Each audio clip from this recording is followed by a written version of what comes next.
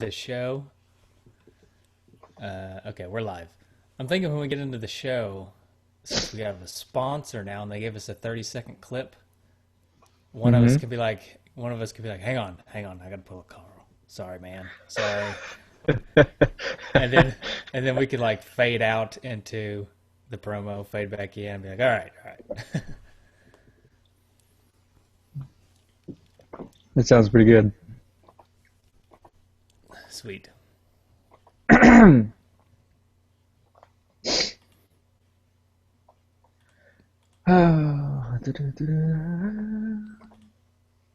Now we were supposed to have a guest, right? I offered Dude Apple to come on the show, but he couldn't make it. Well, we'll talk about that on the show. Is he a mailman? I think he's a mailman, yeah. Cool. I've always wanted to know a mailman. Yeah, well now And you now do. I Did do. you know you're supposed to tip mailmen? Really? Or so I've heard.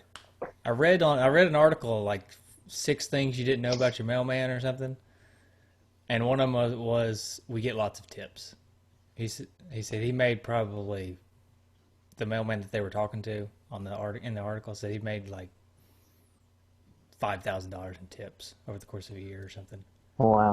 Well, I wonder though where he was a mailman at. 'Cause I'd say that differs quite a bit from regions of the country. Yeah, I've never tipped a mailman, although it I made haven't me either. feel bad. You know what? Actually, though, trying to think where we lived. I think it was when we lived in Coreyton. Our mailman left an envelope with his name on it around Christmas time. Are you serious? Yes, I swear. And I basically was like, okay, he's looking for a tip, and at this point, if you're asking for a tip, I don't want to give you a tip. I'm sorry, that just doesn't seem pure. A tip should be, based on how you do. It shouldn't be a required thing, you know? Okay. How do you feel about restaurants then? Because it's kind of a required thing. Well, I believe it is a required thing, but I think you just gauge it on how good they did. Like, you know, if they're really bad, you can go a little less than 15%. Maybe just do like 10%. Which if you I have never go like a less than 30, 15. huh? I never go less than 15. I don't either. I'm all talk on this. But um yeah. But if they're really good, I'll go up a little bit. Yeah. I do I Okay. do gauge it that way. I just wanted to, we haven't started the show yet, but Ferg from Atari 2600, he says, again, where are the ties? The one time you wear a tie, and now we're expected to wear ties all the time. I may have made a comment off the cuff about how maybe that's going to be our new Hmm. uniform or something, but hey, when we do have Ferg on, I think we should all wear ties. Okay. And he's expected to wear one too. Right, right. Maybe a three-piece suit. I don't know. All right, you want to start the show? Yeah. Are you there? Yeah, I'm here. Okay, you want to start the show? Yeah. All right.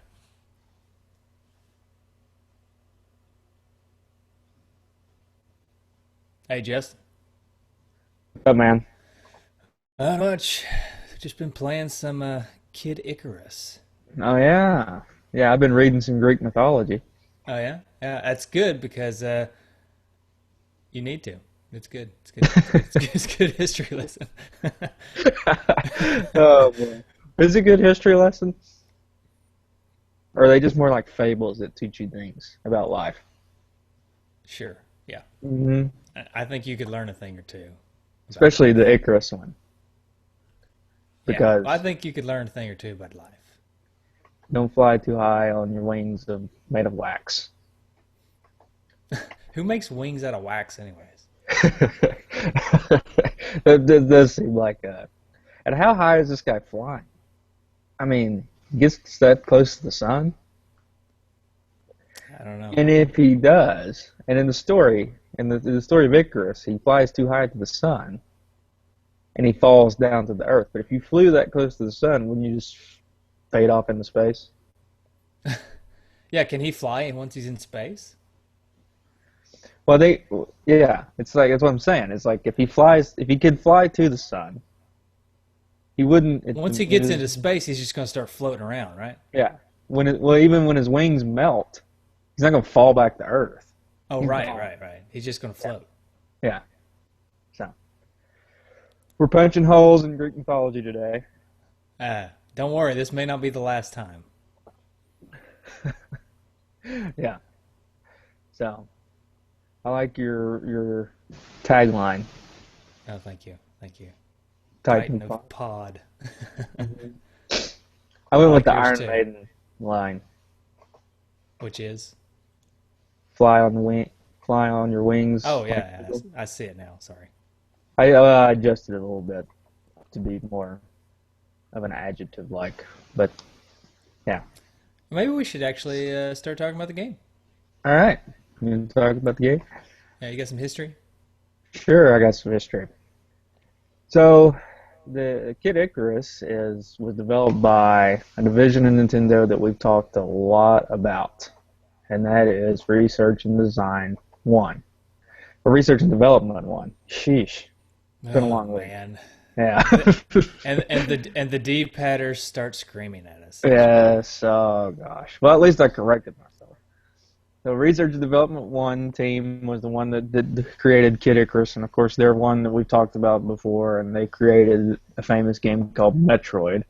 But the key designer here was Toru Asawa, and this was his debut into designing a game, and the original game that he created was called Myth of Light: The Mirror of Palatina. And the game was originally developed for the Family Computer Disk System, which is not something we've really talked about We did at talk all. about it a little bit Hmm. um, back on the Metroid episode, I think, because we Yeah. were talking about how you could save the game on it, but you had to use passwords on the NES, which is kind of the same situation here, right? Stealing my thunder here. Okay. Oh, I just didn't want you to get corrected again. No, yeah, that's pretty. It's exactly right. That's what happened here. They created it on that system because it was going to be because the disk card allowed for three times the storage because it was good old floppy disks, you know. Hmm. And I missed the floppy disk. Talk about another thing that was kind of durable. Compare it like Yeah, to cartridge. hang on. Uh-oh. Well, while he's looking for that, I'll go ahead and continue on. So the floppy disk allowed for more storage of the game, so a bigger game. It also combined the possibilities, like Mike suggested, that the players could store their progress. So, but when they translated it over into the NES version, they had to use a password system. And Mike, you're back. What have you Uh, got? yeah, well, I was when I was moving into the house, I found these, several of Oh, these. hard Yeah, disks. Yeah, yeah. Not they're not sweet. floppy disks, but Right. well, maybe they are. I don't know what you call them, but they're durable. The hard disk was Let's like do it. the step up from the floppy disk, wasn't it? Yeah, yeah. It's like one step up. I think they still Hmm. called them floppy disks though, for some reason. Yeah, I think they may have. And you know, whenever you have to, okay, think about today. Think about installing a printer today. Okay, Hmm. uh, what do? You just like you just plug it in and it's like boop boop doop, It's ready to plug go. and Right, go, and if you need a driver, you just go online and download it. right. This is what you needed back in like 1997. Five floppy disks full of information. Hmm. I remember when it was one of the first computers we ever got, and it was like the Windows at the time. It may have been, I think we were going from one version of Windows to Windows 95, and so in order to update to Windows 95, it took like 13 of those disks to update the Windows. And you had to sit and babysit it the whole time because Oh you had to yeah, change the disc out. right. It's It not was like like you now could put in plug disk plug the 8. disc in and walk away. Yeah. Right. Hmm. Okay, so anyway, moving on. So anyway, so like I said, so that no, yeah, that's fine. So the NES version allowed for the pass. They used the password instead of being able to save your game.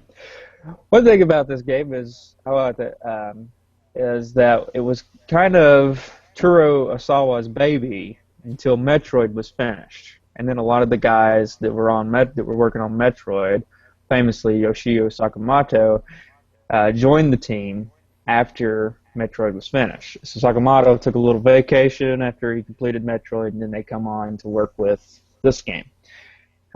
One interesting thing about this game was there were several, when Sakamoto came on, he noticed there were several out of place elements, such as credit cards, a Yeah, wizard turning player pit into an eggplant, and a large moving nose that was meant to resemble the composer, who was Hirozaku Tanaka, who we've talked about before as well. many So times the before. nose, huh? Many times before, yes. Yeah. So the nose is supposed to resemble Tanaka. I guess Tanaka's got a big nose or something. I don't know. But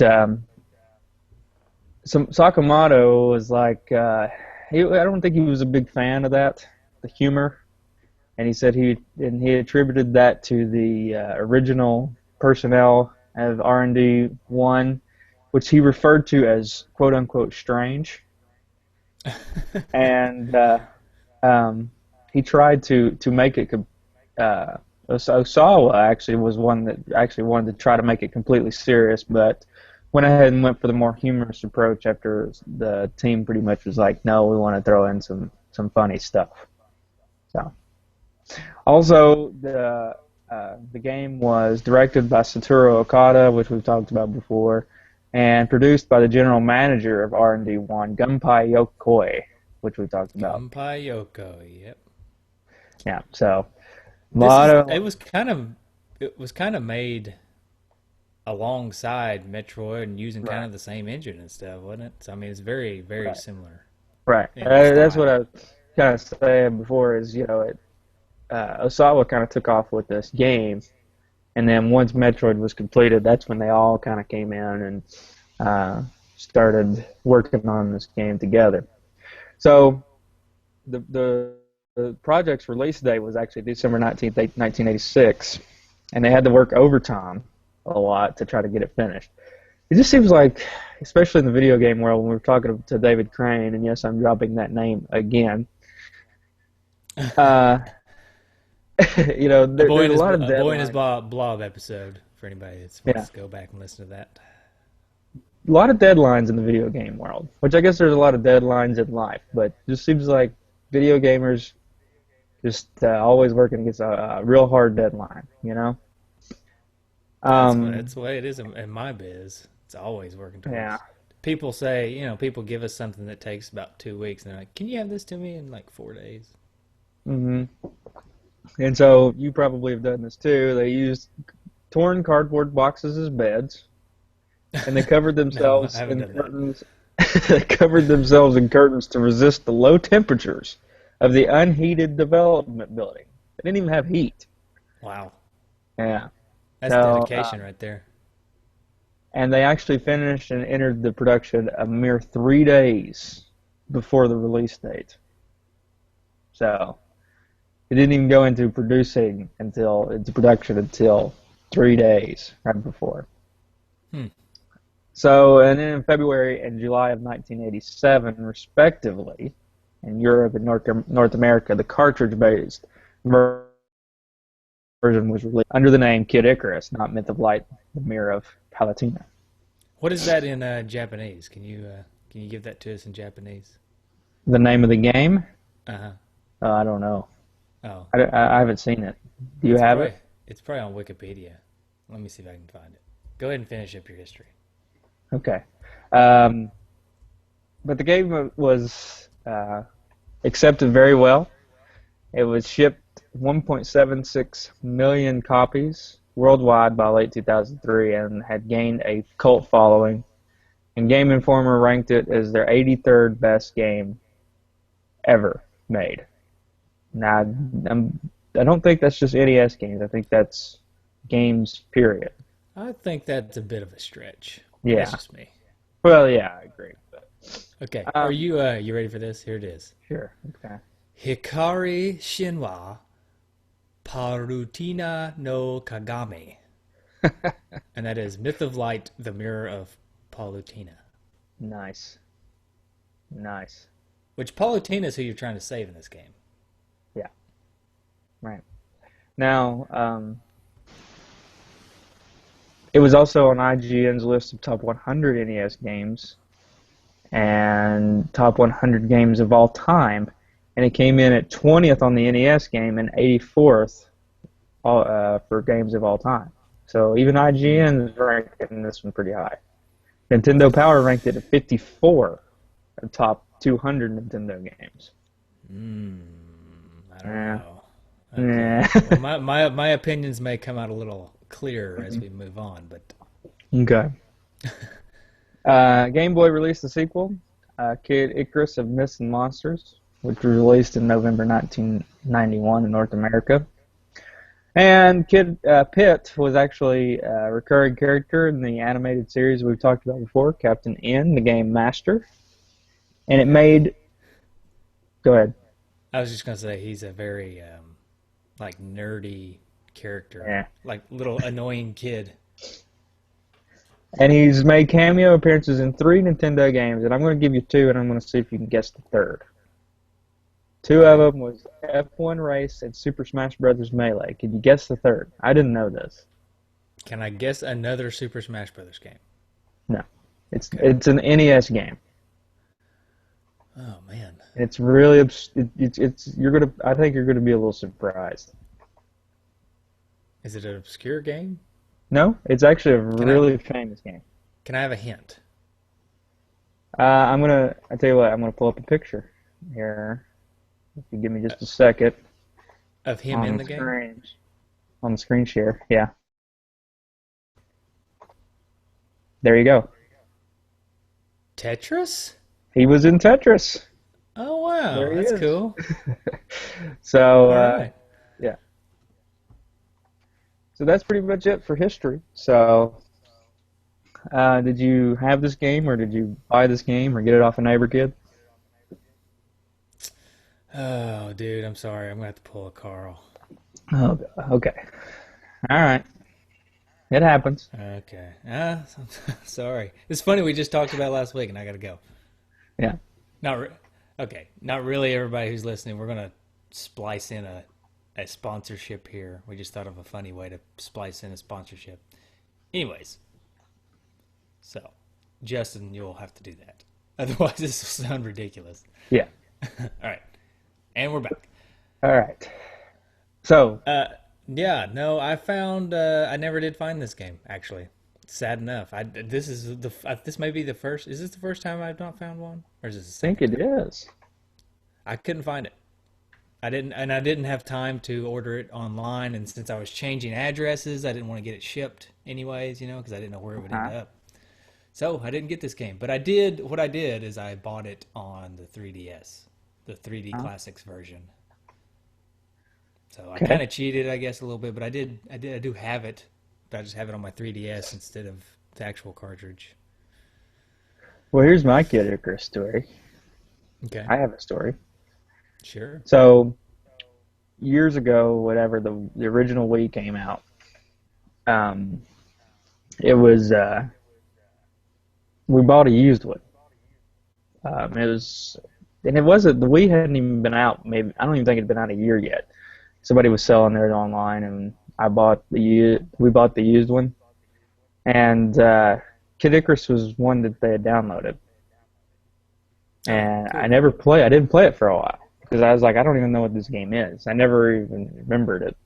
Um, and I eventually got around to playing it, and thought it was a pretty good game, which we'll talk about in the gameplay. But Yeah, yeah, so I just kind of fell into it a little bit, I guess. that's all right. That's cool.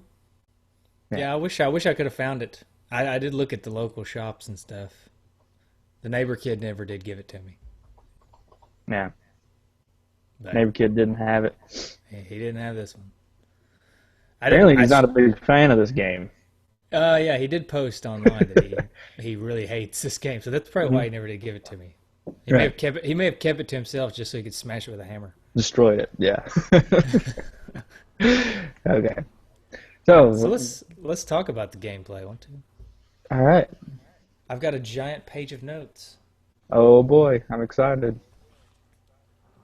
I love your giant All pages right, of so notes. but to start us off, I would like to read from something I like to call the manual. This has become my favorite part of the show. Oh, really?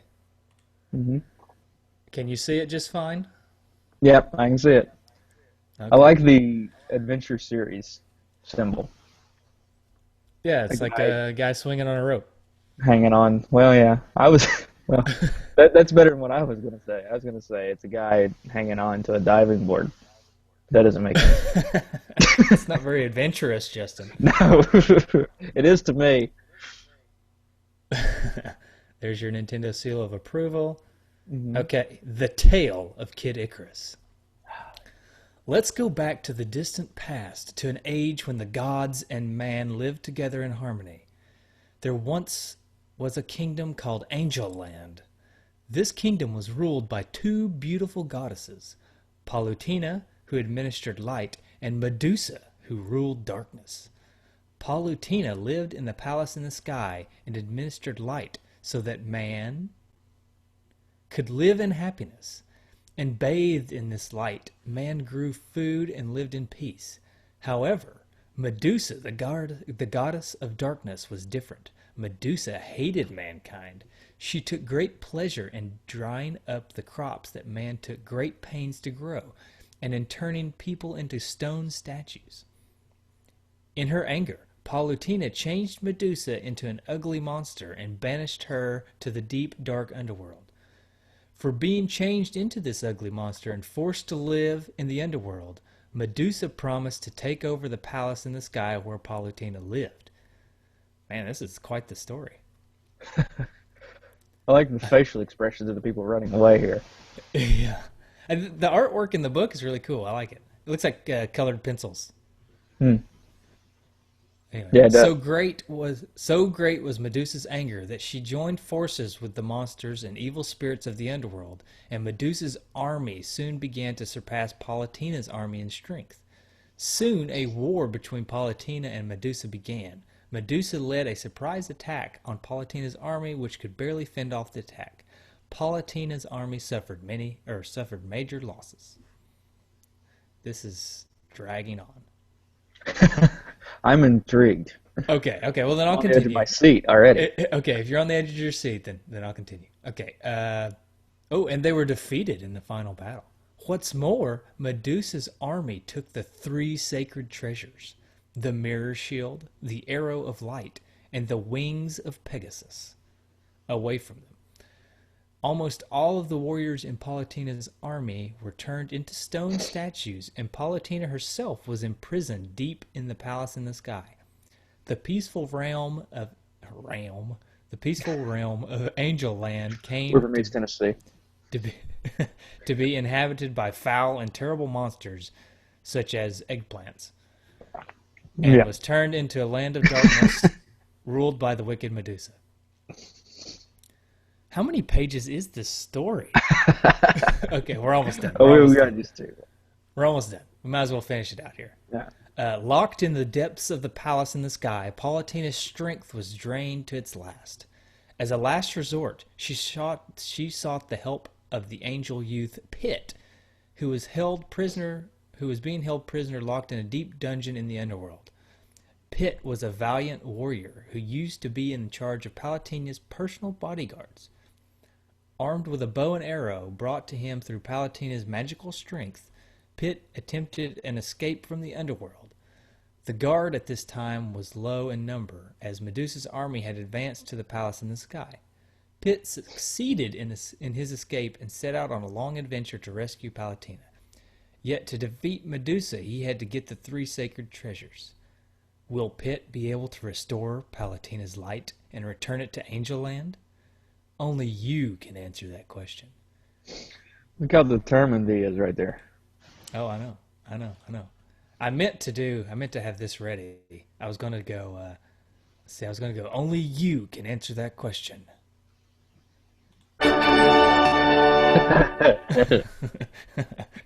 Sweet. Yeah. All right. So more manual. Let's see if there's anything good. Oh, here's basic wisdom from Pitt, which they've already explained to us that you got to find the three treasures. Pitt playing Nintendo. The credit card. He explains the credit card. This is displayed when Pitt gets his hand on the credit card. Makes a lot of sense. That shows kind of the stage layout. Okay, we can talk about the game. And the stage layout is kind of where I wanted to start because this game kind of, um, well, it's interesting because this game is not any one style of game. It's like a million different styles of games, or not a million. It's like four, but pretty close to a million. Hmm. I mean, it's it starts. I mean, okay. Here's the thing, though. All right, it's a bunch of different styles of games, and that may sound varied, may sound awesome, but yeah, it would have been awesome if I could have made it past the vertical stages. Yeah, the the vertical first stages are a pain. the first set of vertical stages. I mean, because basically what the game does is you go up, and then you go into a dungeon, and then you go right, Hmm. which is it's Right. cool. Now that I read the story, it kind of makes sense because you're climbing out of the underworld, and then you're going to go to the palace or whatever. Right. Yeah, it's such a pain. But it's a good platforming game, but it does get annoying real quick on the whole. If you fall down, Yeah, why did you're like done. Mario? I mean, well, maybe not Mario One, but all the other Mario's. If you go backwards or you fall down, the screen just scrolls back down, right? Right. Why when you fall down in this game do you die? Well, it's like once you get past once you go past that part of the underworld just goes away. It's demolished. It becomes a bottomless pit underneath you. It becomes a Gotcha. bottomless pit where, like I like to say, it's just a. I think, I think Pitt is like General Sherman here. He's going up through there. He's just burning it He's as he just goes burning through. everything behind him. Yeah. Yeah, so if you fall off, you're gonna fall in the fire. That's mine. That's my Okay. take on Okay. it. I can understand that. I do think that when even though it was really frustrating to fall down and die like that, I do think that Mhm. the game's controls are are really really good, and that if I fell and died, it was my own fault. So that's always something I appreciate in games. And I mean, it's not like I accidentally, the game did something where I didn't really feel like I was in control. I felt like I was in control. That may have been why it made it even that more frustrating that Because you had that no was one my else to fault. blame but yourself. Yeah. Exactly, exactly. And I will say, since I played this mostly on the 3DS 3D Classics version, uh, that game is tweaked a little bit, so it the controls are tweaked a little bit, so they're a little bit better than the NES version. So even in that complaint that I have, I think I probably shouldn't complain much since I played the better version. It Hmm. it's got the ability to, for instance, you can hold down the shoot button and it'll shoot on its own instead of having to hit it over and over again. Hmm. So that's kind of nice. And the backgrounds, I don't mean to just keep harping on the 3DS version because that's the one I played, but I just want to everybody to know what differences I saw. The backgrounds, instead of being all black, you actually have a background, like Yeah. they put just like a drawn in background, which is kind of cool. So Hmm. Yeah. Well, I didn't play the 3DS version, but yeah, that's pretty cool. you can also Yeah. save your game because they based it off of the disk system version of the game, Yeah. so that's nice. That is nice. Anyways, let's talk NES version. My bad. All My right. bad. It does use the same, we kind of talked about it in the history. It does use the same engine as Metroid, and to me, it feels very similar to Metroid in kind of the way it controls and just kind of the general style. Not exactly, but it's got that same feel to it. There's a lot less exploration, but and it's a lot more linear. Hmm. But just kind of the style of the way that the level looks a little bit, and the way that the platforming aspect, the way it controls, it reminds me a lot of Metroid. I don't think it's as good as Metroid, and we can dig deeper into that. But I don't think it's as good as Metroid. I think it does some things better than Metroid. Like it's a whole lot less confusing, but I don't think it. Just in general, I don't think it's as much fun to play as Metroid. Yeah, you're right. It is one where you don't need a Nintendo Power guide to get through. You can pretty much figure it out on your own. You can figure out some tips and little tricks, but other than that, you can pretty much figure it out. And I agree with you that it was a pretty smooth game. Now, when I was playing it on the Virtual Console, I don't have it anymore, unfortunately, because I'm on my second Wii now. Um, but and the first Wii is dead out in the garage. But uh, from what when I was playing it, I remember it being a pretty smooth game. Um, One of my favorite parts of this game is killing the Reaper at the end of, was it 1-1? Is it 1-1 where you kill the Reaper at the end with the Uh, chalice? there's there's Reapers. I don't know where they are exactly. Yeah. I know if you can sneak past them if they don't see you. But if they see you, they come running at you screaming. Right, which is awesome. Hmm. Yeah, it's pretty cool. But Right. yeah, that's I like the Reapers. They're kind of hard to beat, but I do like them. I like the fact that they when they see you, they come running after you, make a bunch of noise. I think that's pretty funny. Hmm. Yeah. I also this is also on the NES remix, which I also played it on there. That's how I got since I couldn't make it past the vertical levels. Playing it on the NES remix on the Wii U is kind of how I played more of the game because it lets you Yeah. play different parts throughout the game. Oh, really? So yeah, it's just little. They just give you little tasks to do throughout the whole game. So you play a bunch of different parts of the game. So like for instance, I was able to play Medusa and beat Medusa because that's just part of the remix. Although I never would have made it unless I cheated. I guess I could have cheated, put in a cheat code because there's a lot of cool passwords you can put in Hmm. and get some cool things. But yeah, so the NES remix let me play various parts of the game. I do one thing that I didn't actually make it to when I played it on the 3DS, but I played that. But on the NES remix, it lets you. I've played against the eggplant wizard guys that turn you into an eggplant, Hmm. which I think is just crazy. It doesn't make any sense. Well, eggplants played a big role in Greek mythology. Okay, really? No, I'm joking. I don't know. That was a joke. Oh, you. Mm. Yeah. Yeah. All right. Yeah. So I don't know. I guess You've never heard the maybe fable of that's the wizard that turns you into an eggplant? no. Do tell. Do tell. No. I don't know. No. I don't. I'm not gonna ruin it. Okay. All right. All right. I guess I just have to go look it up. Hmm. Um. Look it up. Yeah. That's what I'll do.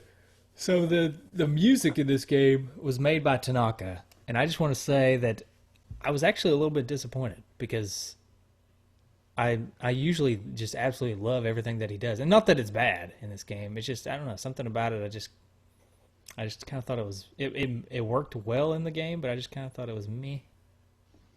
Do you think your complaints could have matched up to the fact that it seems like it was a little bit thrown together there toward the end?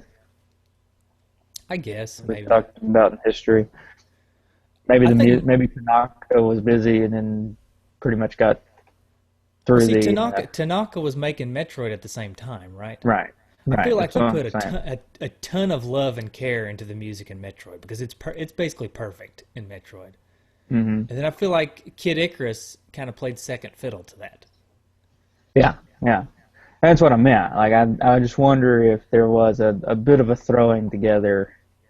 Oh, I've got this other game that I have to throw together real quick, and that's just what it turned into. Yeah, I could see Yeah. that. I could see that being kind of the reason why maybe if it was like that. I don't know. It's not bad. It's not bad. It's very kind of epic sounding. It sounds like I don't know. It sounds like Greek music. You big into Greek music, huh? Yeah, I'm big. Uh, I got like 3 or 4 records of just Greek music. hmm You also have a record player. Yeah, I do. Yeah, I'm imagining when you're talking and you're showing a picture of this of Pitt as an eggplant. I'm imagining your voice coming from the eggplant. Yes, do that. That's funny. How does an If you eggplant get, sound? it sounds like you. Oh, yeah, okay. But yeah. Okay. Um, yeah, just generally, I thought this game was great. You start off, you climb out of the pits, or not the pits. You are pit, but you're climbing out of the underworld. And I'm assuming this is just me making assumptions because I didn't actually do this. I'm assuming you get out of the pit and you go into the dungeon.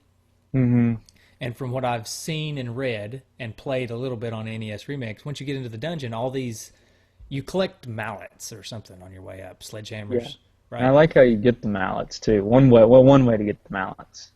You play a harp, and then You everybody play. turns into mallets. Which does that mean that you're really bad at the harp and everybody just like if kind of like the story of Medusa, where if you look at Medusa, you turn to stone because she's so Okay. ugly. Yeah, yeah, yeah. If you listen to Pitt play the harp, he's so terrible that you turn into a mallet. Yeah, it's awesome. Anyway, go ahead. Yeah, You so collect you get into the mallets. dungeon. You play the harp. You collect the mallets. You get into the dungeon, and then you use the mallets because then once you get into the dungeon, it turns into kind of like a maze or like a it turns more Metroid like, as in you explore the dungeon instead of being super linear. And so hmm you find these I guess what are they, soldiers, angel soldiers or something that have Yeah, been turned to stone, and you I think smash they're them. demons, aren't they? They're Demon what? soldiers. No, they're No, not. No, yeah, they're you're on your right. guy. They're No, on your right, side. you're right. That's right. You're right. You're right. I'm sorry. And then you use the mallet to smash them open and bring hmm them on your side. And then all of a sudden they turn into like this. I don't know if it happens immediately or if it happens later, but the more as you collect these guys and open them up, they turn into like just when you collect power ups and you get little ships that fly around you. hmm These guys will fly around you and shoot arrows whenever you shoot arrows. So it's kind of like a space shooter, as in you get more little arrows to shoot. hmm I don't think it happens in the dungeon. I think it happens once you get out of the dungeon. But yeah, so the little statue guys turn into space shooter buddies, which hmm is kind of cool. And then when you get out of the dungeon and you go horizontal, I think you're flying at this point. And you fly, or do you jump horizontal? I think you fly horizontal, right?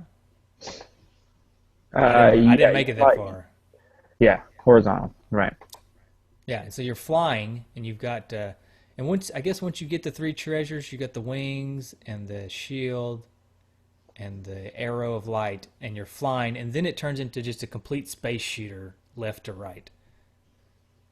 hmm You're there's a lot. I'm really generalizing. There's a lot more. There's a lot more levels. You have to do this several times. I think this vertical horizontal thing. I don't know. hmm This is what Yeah. happens when the game's too difficult for the dudes to beat, or even make it very far into. Yeah. You get us just trying to figure out what the game is from NES Remix and YouTube videos. And you get, well, we were supposed to have a guest, which I'm assuming our guest beat the game. Did he beat the game? No. Maybe I don't know. Yeah, we were supposed to have a guest. We were gonna have Dude Up on, but he, people are busy, and we schedule these and whatever.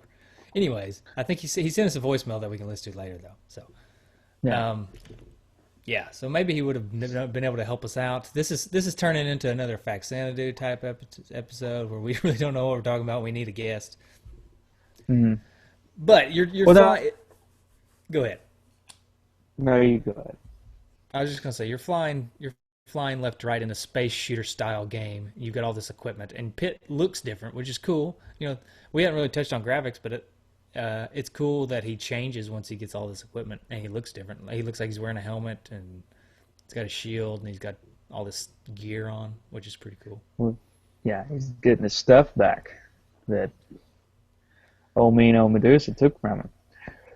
Um, yeah, I think that this game was, from what I remember, and I didn't get to play it this week, but I did play it a couple.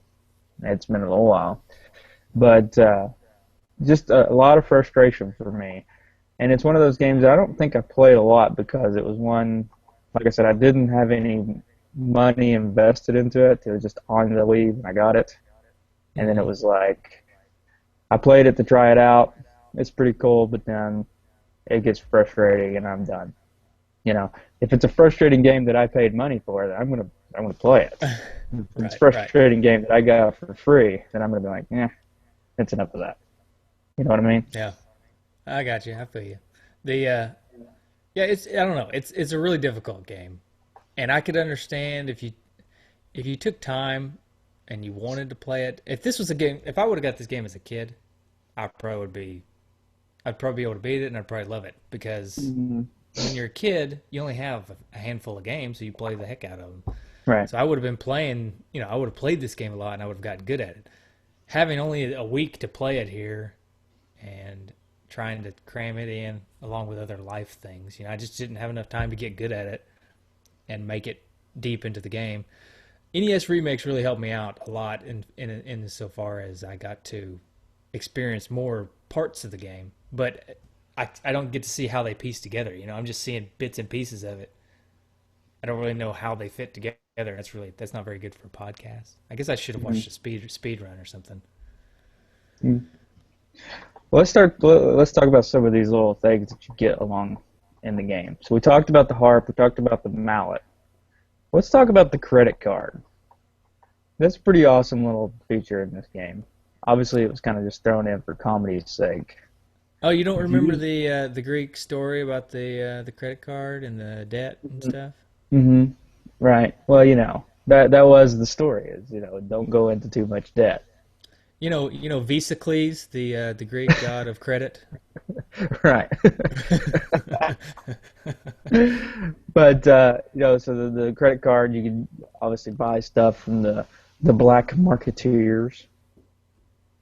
So, Yeah, that's another thing about this game. You can buy stuff, but mhm. every time I would go into the shop, I would have not enough money to buy anything, And no credit. or I would buy, yeah, no credit. Your What credit are is you not good here, sir. What are you going to do? See, Mhm. and there would be if I bought something, if I had enough money for something, it would be like life. But you Mhm. can find life throughout the game. So if I spent half of my money on life, I felt like it was a wasted effort. Yeah. So, what about the angel's feather? I never knew what that did. I This never did buy it. this is this is one that can kind of help you out. The one that we talked about earlier was a frustrating part of this game. So this is if you fall down at the bottom of the screen in the normal sections, you'll start flying. Oh, Press huh, the A button to fly higher. Each time you fall down, a feather will be spent. Um, nice. Hey, so yeah, so that's pretty nice. Yeah, yeah. I bought the barrel one time, but I never knew what it did. What does the barrel do?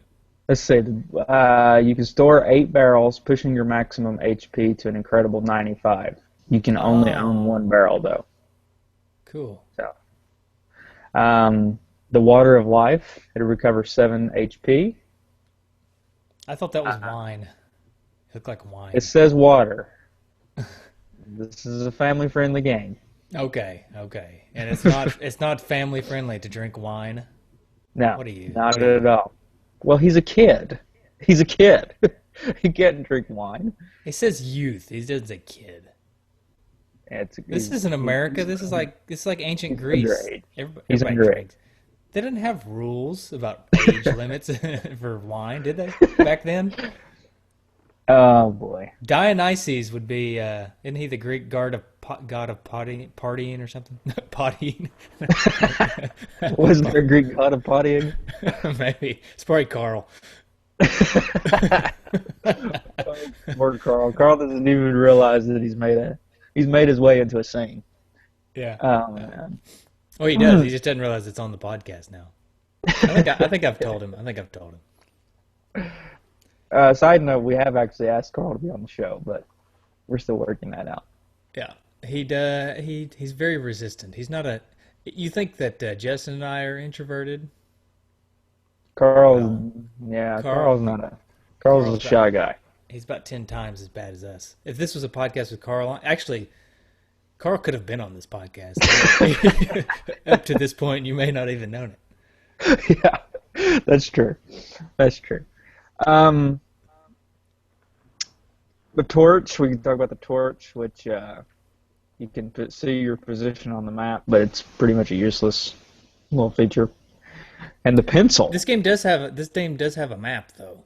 That's something Mhm. else. That's something that Metroid was sorely lacking, and that this game has. So I wish these two teams would have really got together better. I think we could have had two awesome games instead of a game and a half. I don't know. Somehow have like where Metroid falls asleep and he has a dream about Greek mythology. Okay, first of all, you're going to get us into a lot of trouble here. The character's not Metroid. His name's not Well, no, Metroid, yeah, and man, he's not a he. oh yeah, that's true. Seamus, she fell asleep. Sheamus is a wrestler. It's Okay, Samus. Oh, Seamus, good oh. God. Okay, Okay, yeah. we have one listener left after all this. I'm pretty Well, sure. I've been Two. Me drinking. and you. I Me and mean, you. I've been drinking the water of life this morning. So Okay, I understand. it reminds me. I was watching Scrubs the other day, and he said uh, the part where he asked the janitor, where he's like, "Have you been drinking?" He says, "I'm not drunk." I love that line. But okay. I, wait. One more Scrubs. I love the part in Scrubs when the janitor is cleaning the windows with the Hmm. Windex, but it's not Windex. And I don't remember what was said, but he like turns it and like squirts it in his mouth. Yeah, such a good show. I've actually started that on Netflix. Started from episode one, going through. Really, So I cannot get Amber into it for some reason. really, I think it's just too silly for her. no, Felicia loves it too. So it's pretty good. Yeah. Ah well. Anyway, we'll talk about Scrubs on another podcast. Um, anyway, anything else about the gameplay that you I, want to throw in? I do want to talk about the endings because there are multiple endings. Okay. There's an ending where you don't get anything. If you don't collect anything throughout the game but still beat it somehow, you get an ending. Then there's a bunch of endings in between, and then there's the best ending. If you can collect everything and have a ton of hearts and all this stuff, I don't know the specifics of it, but Pitt turns into an adult. He just grows up overnight. Paulatina turns him into an adult. It's like instant puberty, which I may have just ruined one of my. No, I didn't. I was gonna say maybe I just ruined one of my trophies, but I didn't. So Well, yeah, yeah, that was all I wanted to say. And but the ending's it's pretty cool. He gets him a smooch, you know. yeah. Kind That's of why like she my. turns him into an adult so that it's not you know It's against the not weird, law. right? Well, It's not apparently weird. there's no laws because you can drink whenever, according to you. That's that's true. You drink, Um, kids can drink. You can kiss on the kids. Whatever. well, the thing about this reminds me. We probably don't want to get into what I think you're going to get into about No, kids in no, Greece. no, Okay, all right. no. This is okay. This reminds me of uh, um, the terrible my feeling of the terrible ending of Super Mario 64. You go through all this. Peach gives you a kiss on the nose, which is really just offensive because Mario has a huge nose, and bakes him a cake. Really? That's all I get? Again, I go back to what do you expect and what do you want? That's Do you want true. her to like take you up to the castle room and have her away with you or something? I Hold mean, on a minute. Let's not get too far into this. I'm well, just you, saying. or I mean, Make Mario the king. that's what I'm saying. Making the king. Not the king of that. The king of yeah. Well, she's only the princess. She's not the queen. She can't like make Mario anything. That's a good point. Where is She the can, queen? she can make him a cake. That's about it. Yeah. Well, the queen is apparently. I mean, there's King Koopa. Koopa's the king. Yeah. Peach is the princess. We don't know where the queen is, but it's obviously something similar to Koopa because the Koopa kids or the Koopalings look like Koopa. Hmm. Wrap that around. Wrap your head around that. I'm gonna have to think about this for a little bit. We may have to come back. We may have to come back to this on another episode. Yeah, we just need to do it later on, not anytime soon. But once we've been doing this for a while, we just need to just like do a breakout bonus episode and just talk about Super Mario 64.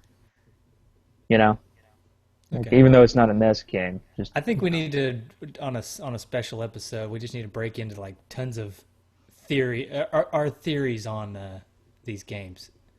Like Nintendo conspiracy theories yeah, the inside scoops on these games. You know. that are not based in fact, but only on conjecture. Right, right. Just our imaginations running wild. Right. I That think that'd sounds be a like good a episode. episode. Okay. Anything else about the gameplay, or you want to move on to trophies? Let's move on to trophies. Retrofitted trophies. All right. Do you have some? I have two. I have four. Oh. Go ahead. Okay. Get your first one. The first one is Pitt's. I'm going to like spit into my mic way too much here. Pitt's perilous puberty, and that is that is get the best ending and turn into an adult instantly. It's almost like this whole game was just Pitt going through puberty. There's one for the theory books. Ooh. It's a story about a young boy and his struggle to go through puberty. That's right. And then He at the fights- end, you're an adult. He fights his own demons. I like this. I think I could work with this. I'll save it for the conspiracy theory show. Yeah, save it for the conspiracy theory show. First one is for me is by the beard of Zeus, and that is beating the game. Okay, I like it. All right, well, I've got another one called Wannabe Plutos, or Plutus. And that is max out your currency. Because wasn't he? I think he's the Greek god of wealth, maybe? Or money? Yeah. Wealth or money? I don't remember. I looked it up. I forgot. I didn't write it down. He's either the Greek god of wealth or money. One of the two. I thought it was Visa, please.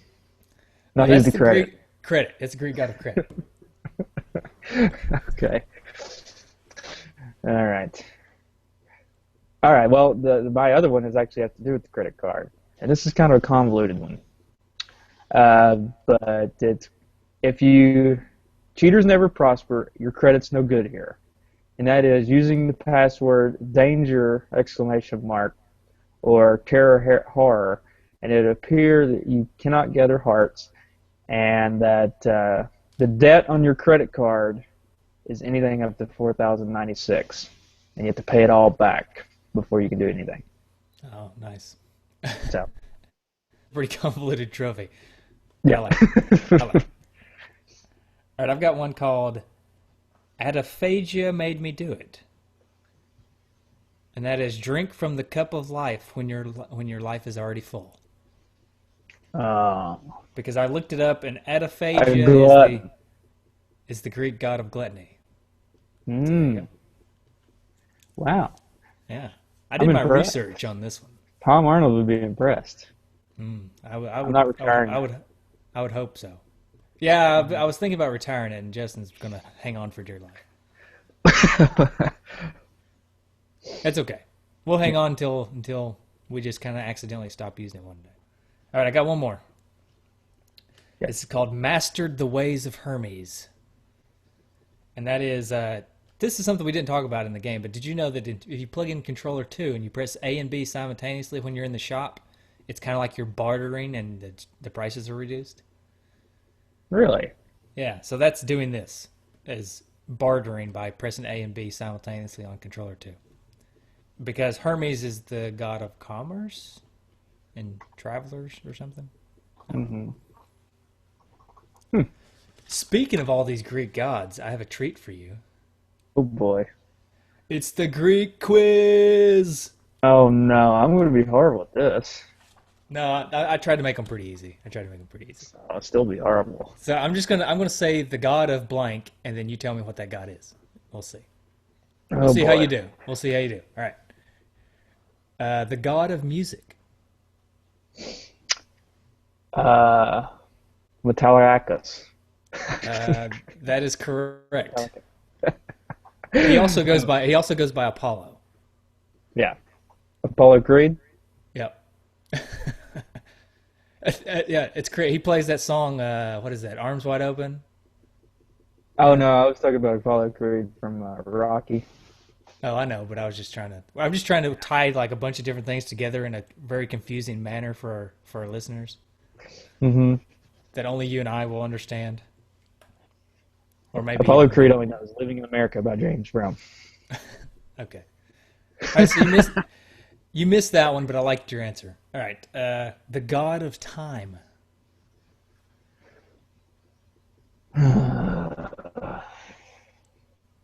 I don't. You're running Laticus. No, it's Chronos or Chrono Trigger, maybe. Just Oh, I just want to say Chrono Trigger so that anybody who likes Chrono Trigger may accidentally run across this episode because then now I can put it in the notes, the show notes, and pull in all sweet. those Chrono Trigger listeners. Yeah. Yeah. No, it's Chronos. Okay. Okay, here we go. This one's easy. This one's easy. All right, I'll get this one. King of the Gods. Zeus. Yeah, there you go. Told you. And this one's pretty easy too. God of the Sea.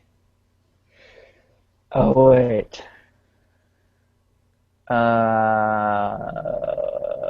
Pontus? No. No, but it starts with a P.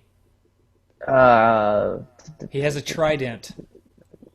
yeah. Little Mermaid. I don't think it's just, Almost. I don't know. Little It's Mermaid. Poseidon. Poseidon.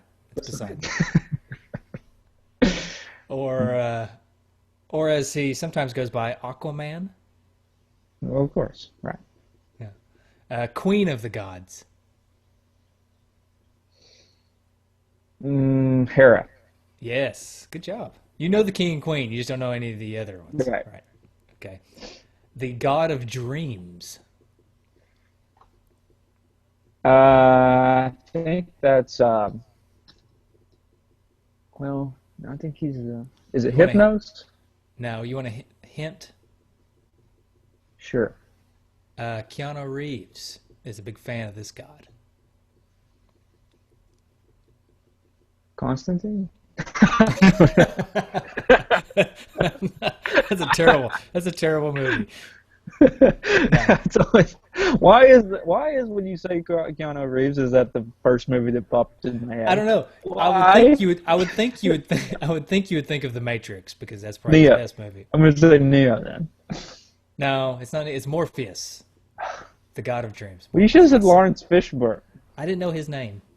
Oh, Sorry. okay. All right, I got one I'm more. gonna have to stay shrink about that whole Constantine thing. Why am I thinking Constantine? I don't know. I need to get that out of my mind. I mean, you could have thought Bill and Ted. You could have thought Matrix. You could have thought any number of things, and you went with Constantine. Speed, even. I would even have taken Speed. Hey, don't knock on Speed. Speed's a good movie, I think. That's what I'm saying. That's what I'm saying. I would have taken Speed over Constantine. All right, I got one more, and I'm pretty sure you're going to get this one. This one is the god of poop breaks. Carl. Yep, it's Carl. Oh, poor Carl. Carl's gonna have to come on the show, even introverts and all. He's got to He's defend gonna have to himself. defend himself. Yeah. I did what I did was I invited him in a group on Facebook or whatever between Justin, him and myself, and I named the group the Pester Carl until he comes on the show episode. So I'm After gonna he keep named it. yeah, But after he named it, I'm not coming on your show. it's pretty funny. He named it, I'm not coming on your show, and then I renamed it the Pester Carl until he comes on the show episode. Right. Yeah. So yeah. So see, Carl's funny. You Carl's guys would like him. hilarious. You guys would like him. Anyways. Yeah. All right. Do we want to give this game a rating? Well, I was gonna say Greek god rating, but that's kind of easy. I think we beat that horse enough. Yeah. This episode. How about type of wine? Type of water of life? A type of water of wine. A type of wine. I'm not a big wine connoisseur. Me either. So let's not do that. Just know like red and white. All right. You go with red. I'll go with white. No, just kidding. All right. Uh, Should we think of these ratings before we get on the show? I mean, this is I could kind go of with drag. okay. I'm good with type of wine. Okay. I'm good with type of wine. Well, then I'm going I'll to go with type in flavor. types of wine. While you're doing that, I'm gonna go with muscadine wine. Oh, a local favorite here in Yeah, Tennessee. it's pretty good. I'm gonna go with it because it's a good wine, but it's very underrated. Not a lot of people uh, uh, have heard about it. Well, I don't know. That's not really good for this game though, because apparently it's a pretty famous game. Yeah, you need to go with the opposite. Yeah. Oh boy. You got anything? I'm going to go with a sherry, Yeah. which is a fortified wine, which means it has a higher alcohol content, which means it's probably harder to choke down. It's difficult to drink. But the benefits of drinking a lot of it is you're going to get drunk. So this game, the benefits of playing a lot of it is you're going to get good at it. But it's hard to Mm, get. It's hard to play a lot of all in one mm, sitting. You know what I mean? right. All right, that's the best I can do. I'm gonna go with a Riesling, Okay. and it's a dry wine, so it doesn't necessarily give you a great aftertaste for play. So like this game, you can kind of just leave frustrated a lot of the time. But it's a good smelling wine, and even a good tasting wine.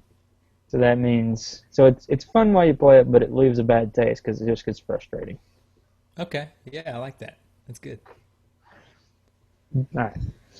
All right. So that brings us to feedback. All right. I'm going to start with calls because we have three All right. calls. All right. You start with This calls. one I'm gonna is pull up the feedback page. okay. This one is a layover from our Star Tropics episode. Oh, okay. Dude, it's Dude J, Dude Jorgensen, the one, the only. So, I'm calling because I came up with some really good retrofitted trophies for Star Tropics.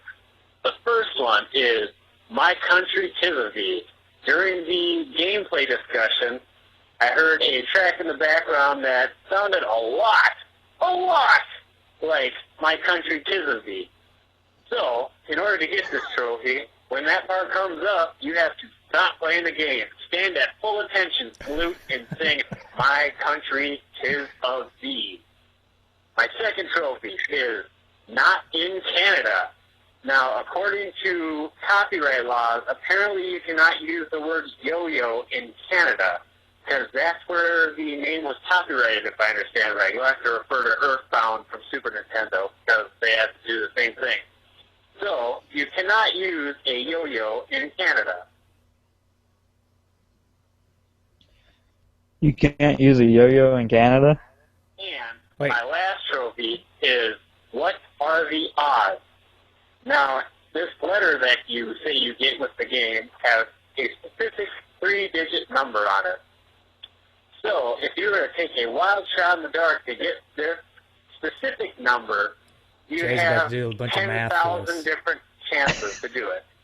So we can safely assume that 0 will not be the first digit, so that rules out 100 numbers. So we're at now 1 in 900. Now we can also assume that all three numbers will not be the same, which takes off another 8. So now we're at 1 in, do some quick math, 892 if I am right. So, since 747 is the number according to you guys, you have 1 in 900, 892 chances to get that. So, that was that. And now for next week, I'm not really sure what you guys are doing. You just played a Queen song at the end of the episode, which always gets me excited because Queen is sweet. And I can only hope that they had a Nintendo game. See ya. So, yeah, he was hoping that there was a Queen Nintendo game, so I guess we really let him down. Although I will say we've gotten a lot of really good feedback about our Dude Story episode. People actually really did enjoy it. So, anyways, but on about Jay's call, Jay, I hate to I hate to contradict you here, but you kind of contradicted yourself. You said you took away some numbers because you said you can assume that two numbers will not be the same, but two numbers are the same. It's 747. So Ah. your math is a little off. I'm gonna have to grade you a B minus, but you can correct it and send it back in, and we'll give you some points back on that math. So. Yeah. But yeah, I liked his trophies. I thought they were really fun. I like the "My Country 'Tis of Thee" one, where you stand at attention and sing the song. Yeah, that was pretty good. All right, now this one I'm not going to play all of, but there's another show on the Retro Junkies network that's just getting started called the Retro Junkies Circus, and it really is a circus. They just get on there and just talk about all kinds of random junk. Well, while they were doing their podcast, they called our number and left us a voicemail. So I'm going to play that for just a On their podcast? yeah. During their podcast, they called our podcast to leave us a voicemail. Awesome. So here's a little piece of that, just a small piece. Hello. We would like you to cover tax avoiders for the Atari 2600. Oh no, Smurf patent play on the ColecoVision. No, Noah's Ark 3D, Super Noah's Ark 3D. Is this the World of Warcraft podcast? There's just a little piece of it. I think I heard Filbert in there a little bit from Rocco's Modern Life. Oh man, All that's right, pretty and we good. I'd right. listen to that show. I like a good story. It sounds like a circus. It's just it's a mess. It's funny. It's fun, but it's definitely not organized like our show. Wait a minute, like our show. Like our Yeah, show's we're super so organized over here. Hey, we got segments, and we go from segment to segment. We're super organized. Mm-hmm. All right, we got one more. This is from Dude Upple, who said he was going to be on the show, or we tried to get him on the show. Not his fault, our fault. Anyways, so here's his voicemail to us. Hey, dudes, this is Dude Upple calling to share my thoughts on Kid Icarus, especially possibly because of me and why you're doing it today. I just wanted to say I kind of hate this game. I know I requested it, and I love the game. I love the memories, but man, it is hard. I cannot get anywhere on that game. I don't know if you guys have the same experience or whatnot, but it is difficult. I mentioned before that it goes back to my childhood when my family and I used to go to the local store. It was a Sears, and I would rush up and try to get in line to play those at those kiosks, and Kid Icarus was always there, and the kids were always playing them, but I was always so small that I never got a chance to play very often. And that's why I hunted down that cart, and that's why I really suck at that game. I hate the game, love the memory, but I can't stop playing it. I always pick it up a few times a year, and I still can't beat it no matter what. Thanks for the great podcast. Killing it as always. I'll talk to you later. Dude Upple, signing off. So I guess he didn't beat the game. No, so he would have been just in the same boat as us. What I think was funny, and I know he didn't mean it this way, and I don't mean to make fun, but it did kind of sound funny to me, is he said we used to go to this local store. It's called Sears. It's like just a local store. Yeah, I think it was the way he said it, but yeah. Yeah, I know he didn't mean it that way, but it was just funny the way. Yeah, we had this local store. It's called Sears. Oh man, yeah. We did kind of do this. Jay did request this game, and he requested it for his birthday, which I think was like 3 weeks ago. So we're a little behind, but Happy birthday! happy late birthday, dude. Here's your maybe terrible podcast about it. Maybe terrible podcast. I'd also want to say that our number is a Google Voice number, right? Mm-hmm. And Google always tries to translate the phone calls for us. And there's a really funny line in Dude Upple's call here. Near the end, right before he says signing off, he says where he's saying thanks for the podcast, something something. He said the Google thought he said This is a 5 gas. Jonah dollars. This is a 5 gas. Jonah dollars. Nice. Yeah, anyways. Yeah. Well, happy birthday, Dude Apple. Nice.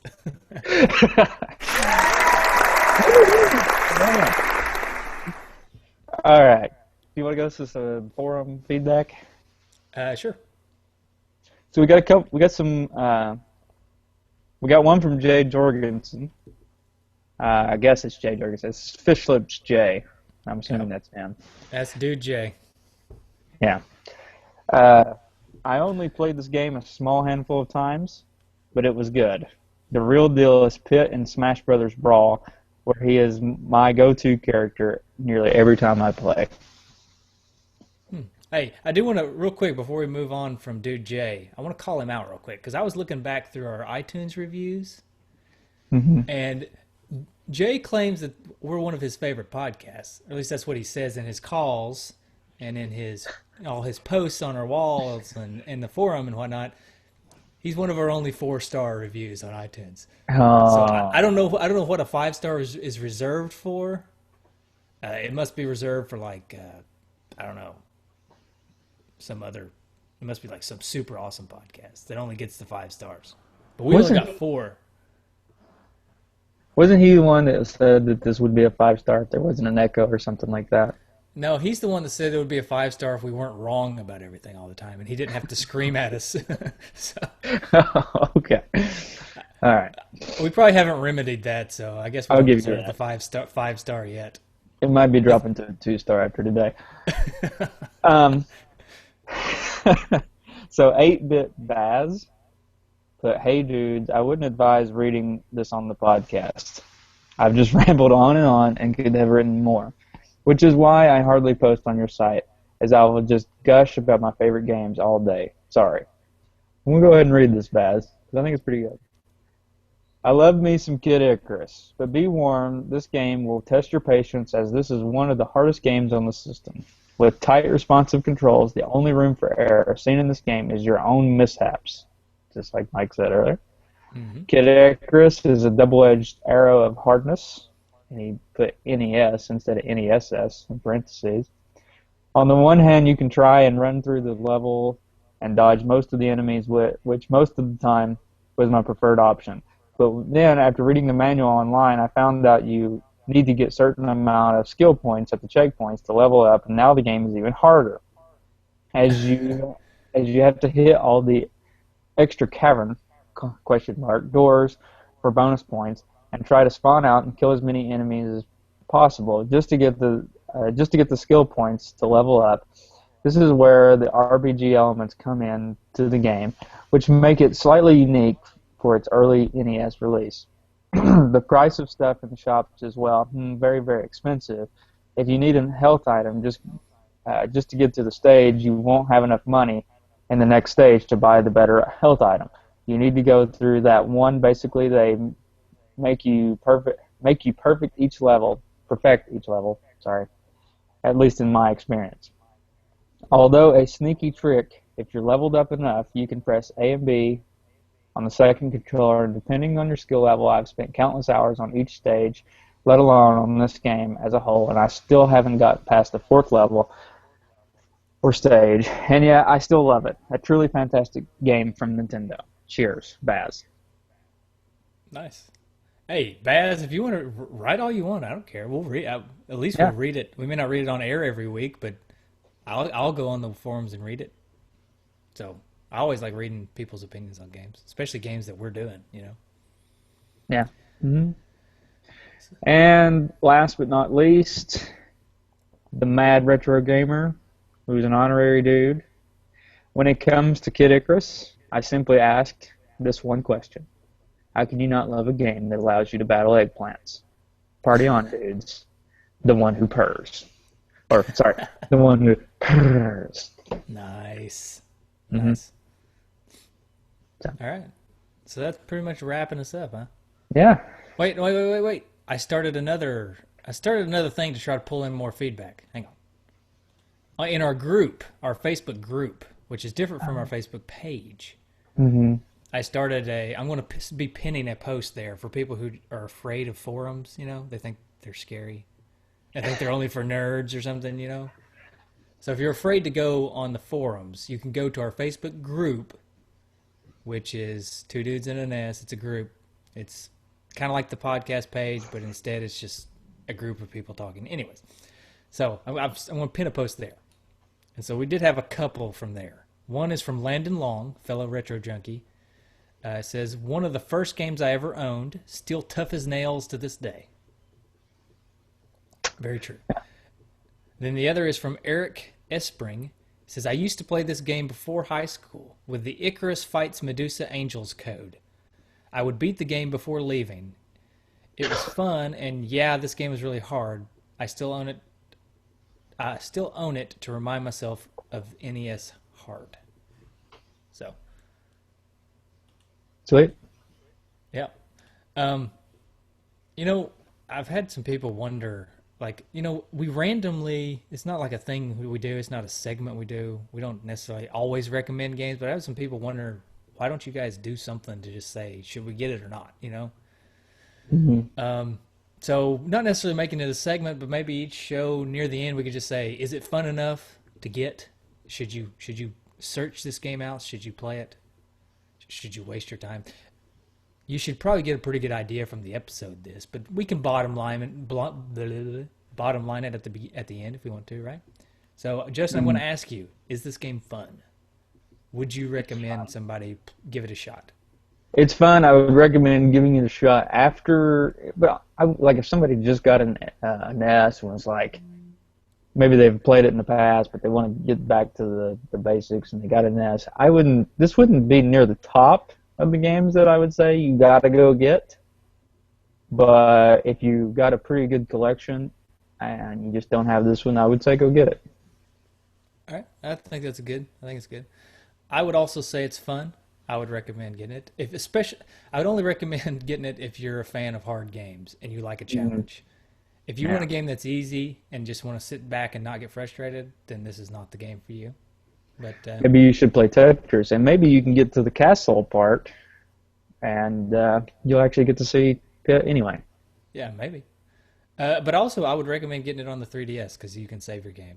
So, yeah.